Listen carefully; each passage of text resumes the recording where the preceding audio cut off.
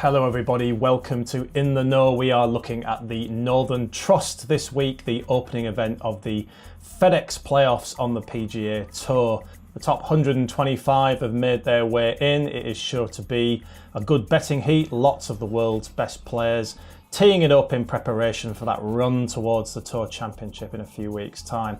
And the player I like this week to have a really good showing is the former world #1 and the Australian Jason Day. Now, Day has had a write-off of the year, coping of course with the illness to his mother and the usual niggles that seem to have plagued him throughout his career, but he is in relatively good form and at the PGA Championship looked very much in the frame until a calamity on the final hole of the third round, a quadruple bogey 8 that all but ended his chances of lifting a second title. However, he did manage to finish just in the top 10 and his driving and putting stats were particularly impressive, suggesting that he is starting to get back to the form that brought him, of course, that first major in 2015. And what we also know, of course, is that he loves the playoffs. 2 of these playoff events went his way in 2015 and he's finished runner-up a number of times in this format, so it clearly appeals to him, he clearly likes it, and he looks like he's getting his game back in form at the time when he really likes to peak.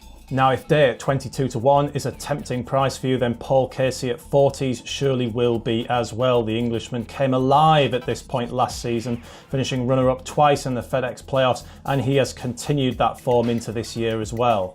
He's had 6 top 10 finishes in 20 starts and 14 finishes in the top 25.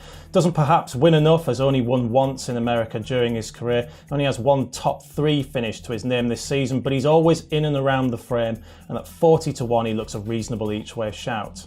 Now for a 300-1 outsider who is in particularly good form at the moment, 4 top 20s in a row and rescued his PGA Tour card. For that tip, head on to our website nationalclubgolfer.com. This is In the Know.